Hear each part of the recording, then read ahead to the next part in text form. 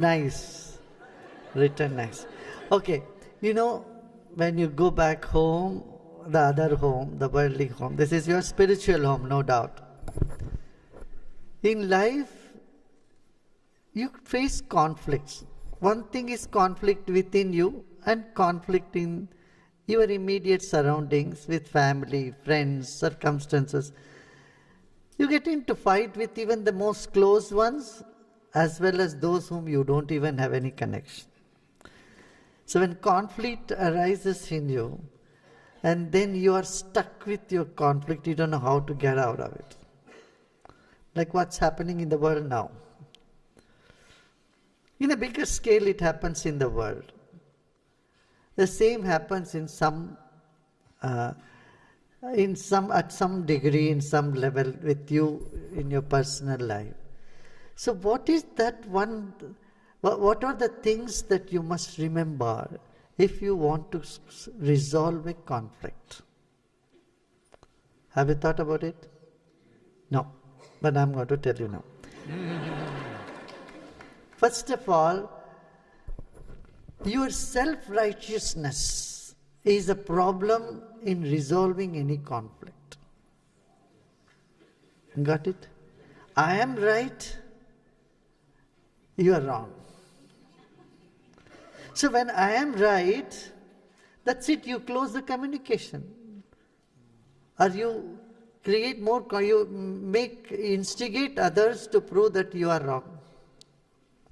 You are inviting others to prove that you are wrong, and it is never ending.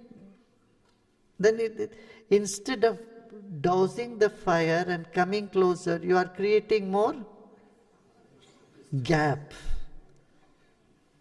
Number one, what is that? Self-righteous. You may be right, but you don't need to ascertain your righteousness. Got it?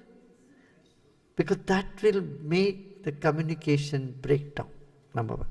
Second is putting defense. This is the second worst thing that you do. You put on defense. And you force other to come up with a defense. When you point finger towards the other, accuse them, what they come up with is a defense. And you don't know how to break the defense, and then the argument starts. You, you did it, I did this, you did this, I did this. And it's not going to improve your communication, it's not going to lead you anywhere, because everyone wants to be right and they want to defend themselves. Got it? So how many of you in your conversation compel other to come up with a defense? Then I want you to examine this. Think about it. No doubt they've done a mistake. But talking about them, telling them that it's not going to resolve unless you create a space.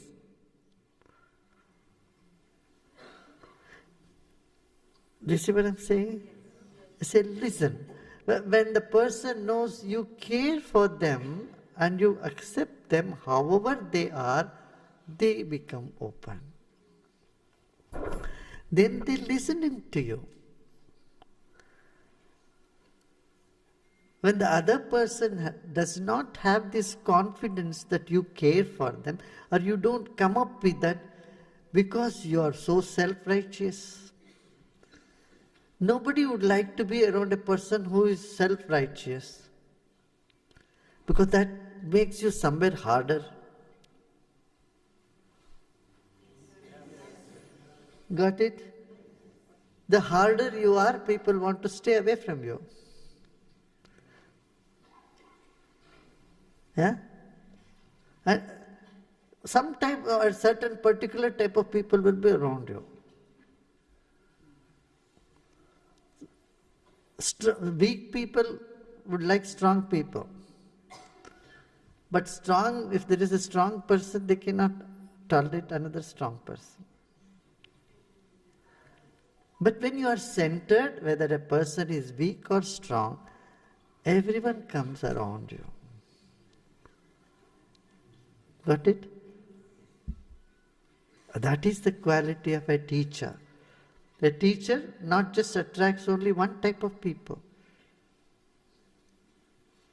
With a teacher, like with a mother, everybody is comfortable. In the same way, with a teacher, everyone feels comfortable. Because teacher does not ascertain righteousness, number one, and does not allow other person to put on a defense. So don't accuse anybody. You know, people have done mistakes. Just the first 5 principles of art of living itself, if you go deep into it, on the surface level it looks, okay, this is, we accepted. I tell you, you have to, it's a lesson for the whole life. The more you go deeper, you will find, hey, wow, I have not been following this to the ultimate. So, when you put defense, you are not accepting. Got it? So, when you don't put defense, you will not let others also put the defense. Then what happens? Communication improves. Actually, it's the vibration that changes. When you don't put on defense, your vibration is light, happy, inclusive and loving. The moment there is a defense, what? You are putting a wall. Unconsciously you are doing it. Subconsciously you don't want to put it, but you are doing it because that is what your self-righteousness puts it forward. It makes you cynical. Self-righteousness, you pass sarcastic comments. Because inside you there will be little anger. Self-righteousness always brings some anger. You may try to suppress it, but it shows up in your words, in your actions sometimes. You know, to be sarcastic with fun and in a lighter mood is different than to be sarcastic with a little anger in it. Do you see the difference? How many of you see the difference? You make fun of anybody without making fun. Someone has to be an object of making fun. Otherwise, there is no fun at all. But when you make fun of somebody, there is no such there is no harshness or bitterness or anger behind that. A little bit of anger people can smell that, right? And similarly, taker also, same thing. You know, when someone is giving you a feedback, if you put a defense on it, do not accept it, accept the feedback, you are at loss. And you are withdrawing yourself from all suggestions and people. And good friends you will lose. You will have only psychopaths. You like to hang around with only those who says, oh, you are great, you are great, you are great. Or you are right.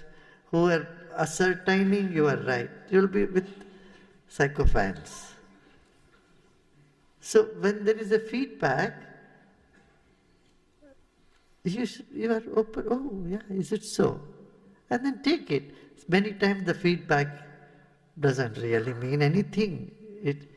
If you really look into it, most of the suggestions you get from people or feedback may not be worth even considering. right? 100 people have 100 opinions. You can't go by all their opinions. You'll be nowhere.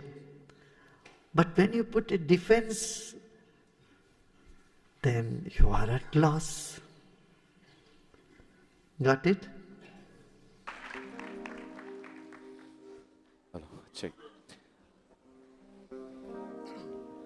Narayan, Narayan, Jai Jai.